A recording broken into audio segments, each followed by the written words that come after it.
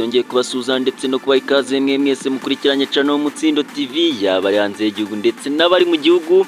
Tunabashimira uburyo mukomeje kutugaragariza ko mudukunda. Uyu akaba ari umwanya rero w'amakuru agezweho kuri iki cyumweru tariki rero ya 2024. Amakuru rero yacu reka tuhere kuri inkuru ivuga ko umugabo n'umugore bakurikiranweho kugurisha umwana wabo w'amezi 8 ngo bagure rero telefone igezweho ya iPhone i14.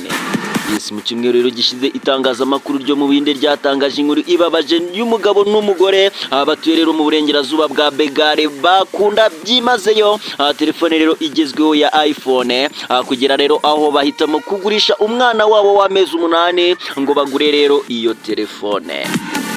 Umugabo rero witwa JDF Goshi n'umugore witwa Sati Goshi batangiye gutungura abaturanye mu gace rero ka North 24 Parigaram. Ubwo rero batangiraga gutembera muri ako gace bagenda rero barata telefone ya iPhone 14 baguze, kandi rero byari bizwi ko uyu muryango rero wabo wabonaga rero amafaranga make mu kwezi ndetse rero wahoranaga ibibazo bya mikoro make ku buryo rero izo minduka zitunguranye gutyo rero zitari zisobanutse neza ku baturanyi babo, cyane cyane ko byahuriranye rero nibura ry'umwana wabo w'amezi 8 ritunguranye. Ibintu rero wabonaga bidahangayikishije JDev ndetse na Sati.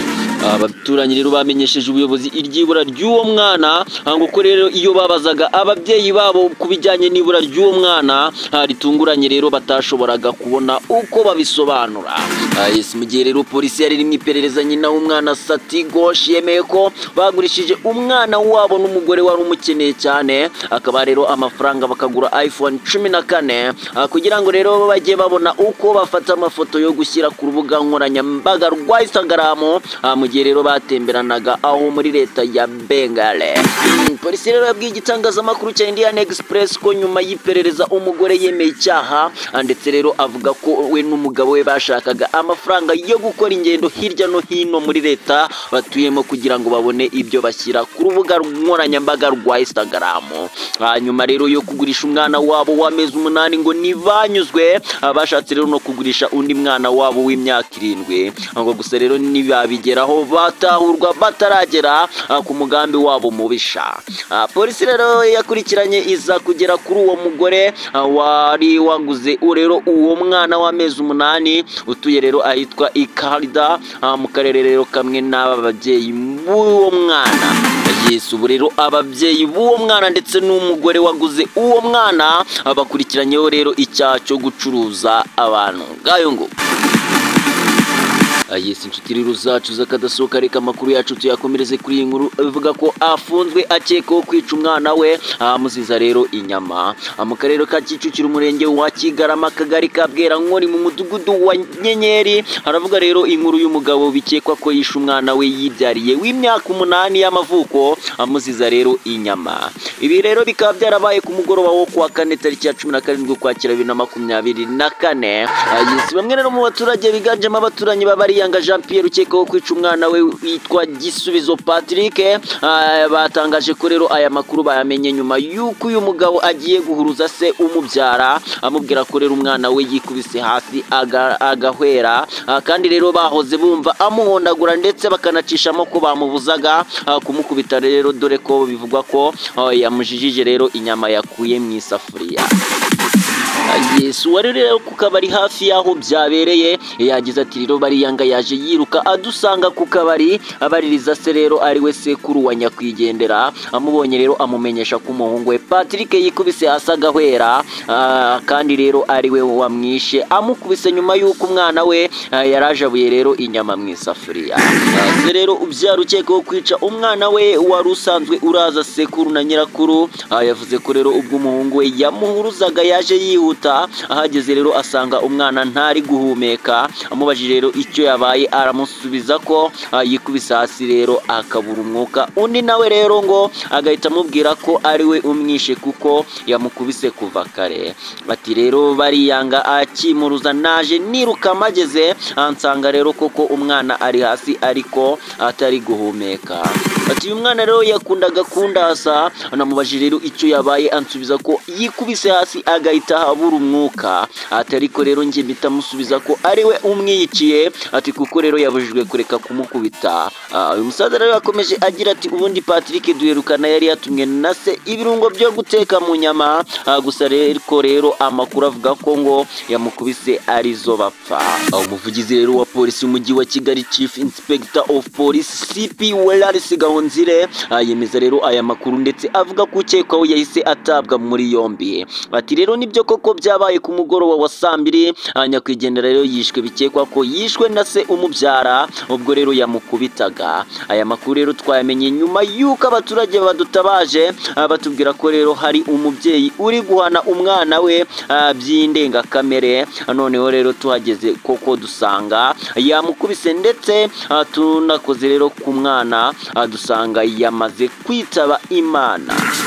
Ati rero Gahonzire wihanganishije umuryango wa nyakwigendera, yaboneyeho rero gusaba ababyeyi n'abaturage muri rusange kwirinda guhana umwana by'indengakamere ngo rero barenze urugero kandi buzuye uburakari, ngo kuko rero ari byo bivamo kwica abatanabigambiriye.